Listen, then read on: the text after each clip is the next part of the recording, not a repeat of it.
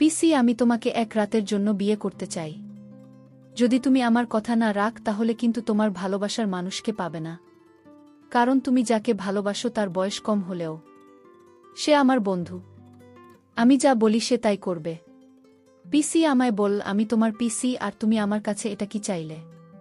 তোমার লজ্জা করল না ভাইপো? বল পিসি, এসব বিষয়ে লজ্জা পেতে নেই। তার এরকম কথা শুনে আমি দিশেহারা হয়ে গেলাম। আমি ভাইপোকে বলেছিলাম তোমাকে আমি এখনও শিশু ভাবি। ভাইপো বল পিসি, একবার সুযোগ দিয়ে দেখো আমি কি করতে পারি। তারপর আমি তাকে একটা সুযোগ দিয়েছিলাম।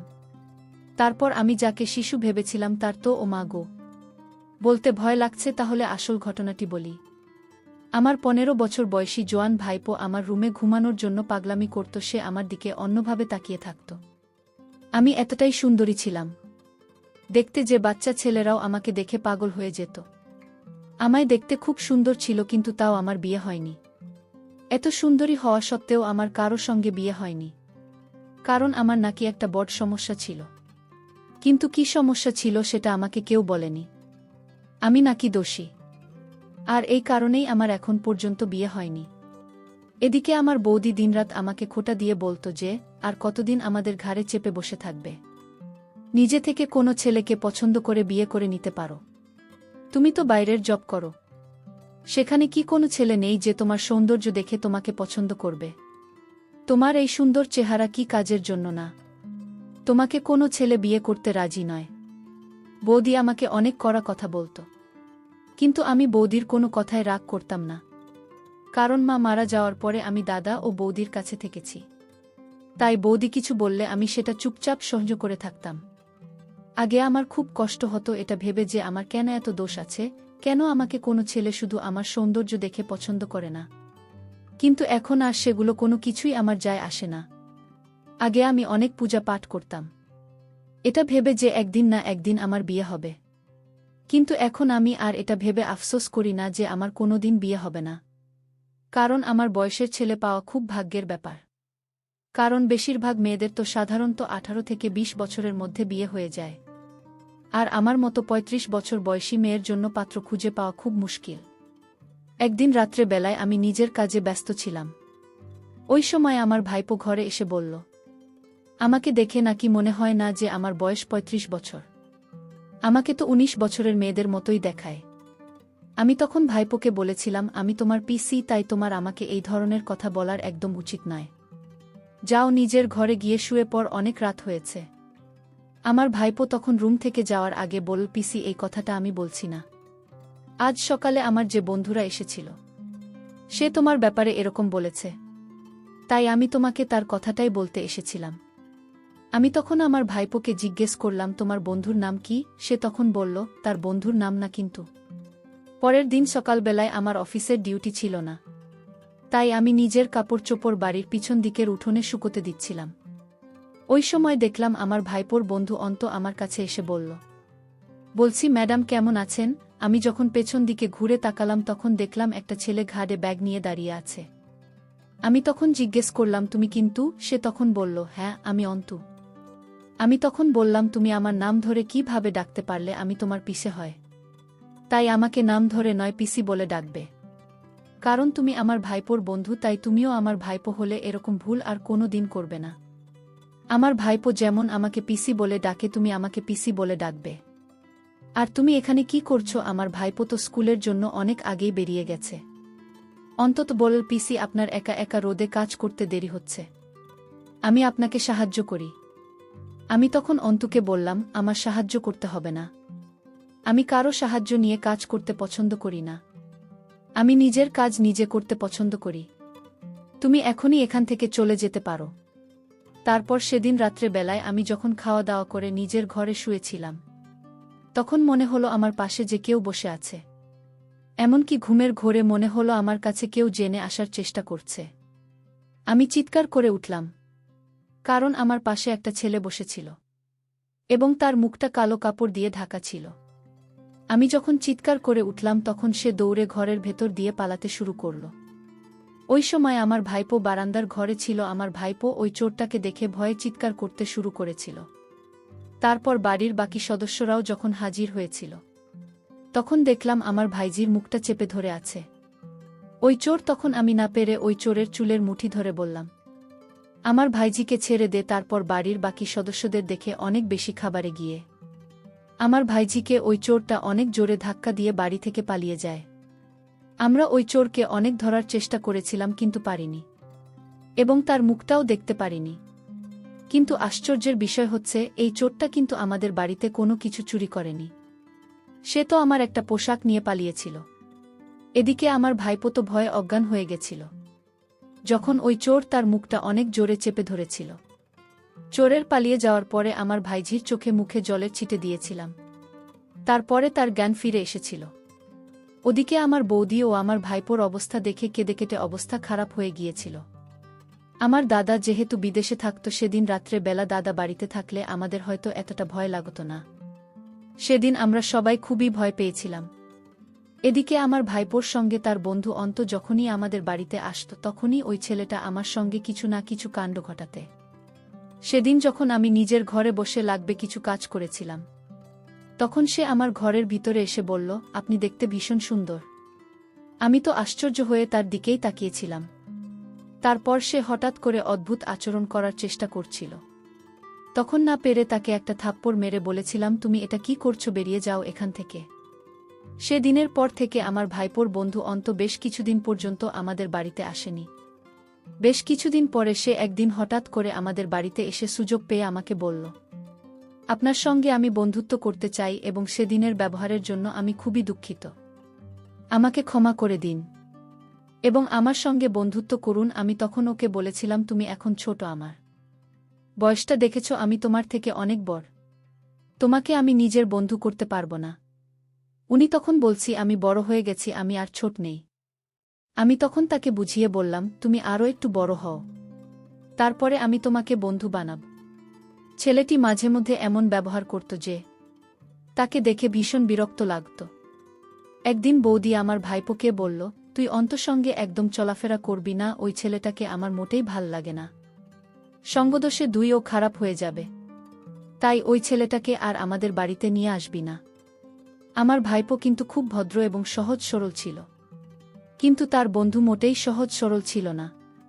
সে যেহেতু বাইরে থেকে এসেছিল এই শহরে পড়াশোনা করার জন্য, তাই সে পেইং গেস্ট থাকত এবং মাঝে মধ্যে কোনো না কোনো বাহানা আমাদের বাড়িতে এসে হাজির হতো। আমার ভাইপো বুঝতে পেরেছিল যে ওই ছেলেটিকে সে নিজের বাড়িতে নিয়ে এসে অনেক বড় ভুল করেছে, কারণ সে তো প্রায় দিনই আমাদের বাড়িতে এসে হাজির হয়ে যেত। আমার খুব আশ্চর্য লাগে যে 12 বছরের ছেলে কিভাবে আমাদের মতো বয়সী মেয়েদের উপরে নজর দিতে পারে। এদিকে আমার বৌদি উঠতে বসতে সব সময় কিছু না কিছু কথা নিয়ে আমাকে কথা শোনাতে। এমনকি আমি অফিসের কাজে এতটাই ব্যস্ত থাকতাম যে সব সময় বৌদির কাজে সাহায্য করতে পারতাম না, তাই বৌদি সেটা নিয়েও আমাকে কথা শোনাতো আর বলতো, আমি তো বাড়ির কাজের মাসি আর তুমি বাড়ির মহারানী, তুমি শুধু বসে বসে খাবে আর আমাকে সমস্ত কাজ করে নিজের শরীরকে ক্ষয় করতে হবে। তুমি তো একটু আমার কাজে সাহায্য করে দিতে পারো, অফিস থেকে এসে বাসনগুলো একটু মেজে ঘষে দিতে পারো। আমি যথেষ্ট সাহায্য করতাম আমার বৌদির কাজকর্মে, কিন্তু বৌদি চাইতো আমি যাতে সংসারের সব কাজ নিজের ঘাড়ে নিয়ে, সেটাও করতে আমার কোনো আপত্তি ছিল না, কিন্তু অফিসের কাজের জন্য সংসারের কাজকর্মের সময় দিতে পারতাম না।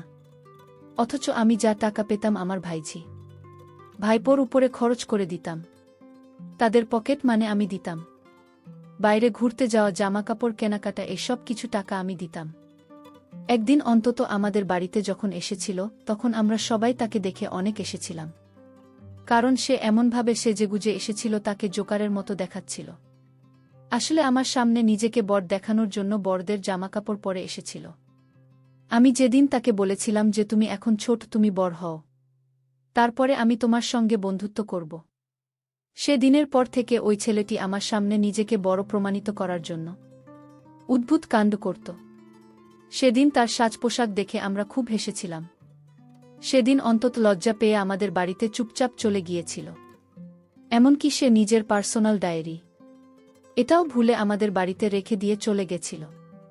তার চলে যাওয়ার পরে আমি তার ডায়েরিটাকে উঠে দেখেছিলাম, ভেবেছিলাম অফিস যাওয়ার পথে তাকে দিয়ে দেব। আমি যখন বুঝতে পেরেছিলাম ওই ছেলেটি আমার সামনে নিজেকে বড় প্রমাণিত করার চেষ্টা করছে, তাই সেদিন তাকে ডাইনি দেওয়ার নাম করে তার ঘরে গিয়ে তাকে অনেক বোঝানোর চেষ্টা করেছিলাম। তাকে আমার সামনে বড় দেখানোর কোনো প্রয়োজন নেই। তার যদি কখনো আমার সঙ্গে মন খুলে কথা বলার ইচ্ছে করে, তাহলে সে আমাকে নিজের মনের কথা বলতে পারবে। আমি তার পিসি হওয়ার সঙ্গে সঙ্গে একজন ভালো বন্ধু হব। ওই কথা শুনে উনি খুব খুশি হয়েছিল এবং সে বলেছিল, পিসি তুমি খুব সুন্দর করে আমাকে বুঝিয়ে বললে। তোমার কথা শুনে আমার মনটা খুব হালকা হয়েছে পিসি। তুমি যদি আমার কথায় কিছু খারাপ মনে না কর, তাহলে আমি কি তোমার সঙ্গে একটা ছবি নিতে পারি? ভেবেছিলাম একটা সেলফি নিয়ে ছেলেটা যদি খুশি থাকে তাহলে তাকে একটা ছবি তুলতে দিই। আমি তো স্বপ্নেও ভাবতে পারিনি যে ওই ছেলেটির মনে আমার প্রতি এত নোংরা চিন্তাভাবনা ছিল। এবং সে যখন আমাদের বাড়িতে আসত তখন আমার দিকে ঘুরে ঘুরে তাকাত। এমনকি বাড়িতে তো আমার ভাইপো থাকত এবং সে ওজন হয়ে উঠেছিল। কিন্তু ও তো আমার ভাইজির দিকে তাকাত না। ওর নজর তো আমার দিকেই থাকত। ডায়েরিটা দিয়ে আমি যখন বাড়ি ফিরে এসেছিলাম, তখন বৌদি আমাকে বলেছিল, তোমার তো আজকে অফিস ছুটি আছে, তাহলে তুমি বাইরে কোথায় গিয়েছিলে? বাড়িতে থেকে তো আমার কাজ একটু সাহায্য করে দিতে পারো। আমি তখন মাথা নিচু করে চুপচাপ নিজের ঘরে চলে এসেছিলাম। আমি আর বৌদিকে এটা বলিনি যে আমি অন্তত ঘরে গিয়েছিলাম তার ডায়েরিটা ফেরত দিতে। পরের দিন সকালবেলা আমি যখন অফিস যাওয়ার জন্য তৈরি হয়েছিলাম, তখন বৌদি ঘরে এসে হঠাৎ করে আমার গালে একটা থাপ্পড় মেরে বলেছিল, আমাদের কি এই দিনটা দেখার বাকি ছিল? এখন এই বয়সে তুমি একটা বাচ্চা ছেলের সঙ্গে প্রেম করতে শুরু করলে। তোমার লজ্জা করে না? তুমি ওর মায়ের বয়সী। তুমি আমাদের মান সম্মান সবকিছু শেষ করে দিয়েছ। তোমার দাদা বাড়ি ফিরে আসলে বলবো তোমাকে যাতে এই বাড়ি থেকে বের করে দেওয়া হয়, না হলে তোমার জন্য আমার ছেলে মেয়েদের ভবিষ্যৎ নষ্ট হবে। বৌদির কথা শুনে আমার তো পায়ের তলা থেকে মাটি সরে যাওয়ার মতো অবস্থা হয়েছিল। সে কি বলতে চাইছিল আমি কিছুই বুঝতে পারিনি। যাই হোক, আমি আসলে নিজের অজান্তেই অন্যকে ভালোবাসতে শুরু করলাম। কিন্তু এর মধ্যে অন্তত অনেক দিন যাবত আমার সঙ্গে দেখা করে না। তারপর আমার ভাইপোকে জিজ্ঞেস করলাম, তোমার বন্ধু অন্তত এখন আর দেখি না, সে স্কুলে আসে না। ভাইপো বলল, পিসি সে আর আসবে না। আমি যদি বলি তাহলে সে আসবে। তাহলে তুমি বলো আসতে। ভাইপো বলল, তাহলে পিসি আমার একটা কথা ছিল, তুমি যদি রাখ তাহলে আমার বন্ধুকে আমি নিয়ে আসতে পারি। আমি বললাম, বলো তোমার কি কথা? সে বলল, পিসি আমি তোমাকে যে কথাটা বলব সেটা কাউকে বলা যাবে না। আমি বলেছিলাম, তুমি নিশ্চিন্তে বলো, আমি কাউকে বলবো না। ভাইপো তখন বলল, আসলে এটা কোনো কথা না, আমার একটা ইচ্ছা ছিল, আর সেই ইচ্ছাটা আমি অনেক দিন ধরে মনের ভিতর লালন পালন করে যাচ্ছি, কিন্তু তোমাকে বলতে পারছি না। আমি আমার ভাইপোকে বললাম, কি ইচ্ছা তোমার বলো এবার। যদি সম্ভব হয় তাহলে তোমার ইচ্ছা আমি রাখার চেষ্টা করব। ভাইপো তখন বলল, যদি তুমি আমার আবদারটা রাখো তাহলে তুমি আমার বন্ধুকে অবশ্যই পাবে। আমি বলেছিলাম, তুমি এত আমতা আমতা করে বলল কি তোমার ইচ্ছা? ভাইপো তখন আমায় যে কথাটি বলল সেটা শুনে আমার মাথা ঘুরে গেল। এতটুকু ছোট ছেলের মুখে এই কথা কি করে বের হলো? এতটুকু ছোট ছেলের এমন ইচ্ছা থাকতে পারে সেটা আমি কল্পনাও করতে পারি না। সে তার যে ইচ্ছার কথাটা বলেছিল সেটি হলো, সে আমাকে বলেছিল যে এক রাতের জন্য আমাকে বিয়ে করতে চায়। আমি তাকে বললাম, এই হয় না, তোমার মুখে এরকম কথা বলতে একটু লজ্জা করল না? ভাই তখন বল, দেখো পিসি, এসব বিষয়ে লজ্জা পেলে চলবে, আমি এই বিষয়ে লজ্জা পাই না। আমি ভাইপোকে বললাম, দেখো আমি তোমার পিসি, তুমি আমায় কথা বলতে পারো না, তোমার তো বয়সটা অনেক কম, আর তুমি তো আমার সাথে পারবে না। সে বলল, পিসি একটা সুযোগ দিয়ে দেখো, আর তুমি যদি আমার প্রস্তাব না রাখ তাহলে আমার বন্ধু অন্তকে পাবে না। আমি তাকে যা বলি সেটাই করবে। পিসি তুমি এই সুযোগ পাবে না, আমার বন্ধুকে হারালে আর তোমার বিয়ে হবে না। আসলে আমি তোমার বন্ধু অন্তকে মনে প্রাণে ভালোবেসে ফেলেছি, আর তাই আমি তোমার কথা মানতে রাজি। ভাইপো আমার মুখ থেকে এমন কথা শুনে খুশিতে নাচতে শুরু করল। ভাইপো বলল, তাহলে আজ রাতেই হবে? আমি বললাম যে আজ রাতেই হবে। তারপর রাতের খাবার সেরে আমার রুমে আমার ভাইপো আসলো। ভাইপো বলল, পিসি আমার অনেক দিনের ইচ্ছা। আমি তো তাকে ছোট শিশু ভেবেছিলাম, কিন্তু সে আমার সাথে যা করল তাতে আমার অসহ্য লেগেছিল। আমি পারছিলাম না। বাচ্চা ছেলের এত শক্তি থাকতে পারে তা আমি কল্পনাও করতে পারিনি।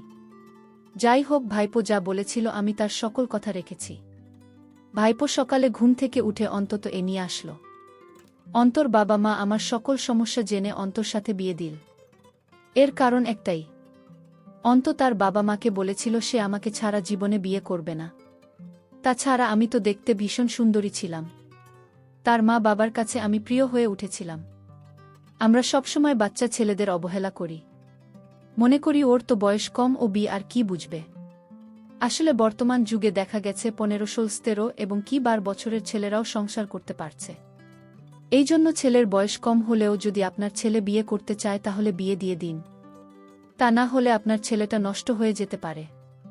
প্রিয় বন্ধুরা, গল্পটি ভালো লাগলে অবশ্যই কমেন্ট করে জানাবেন।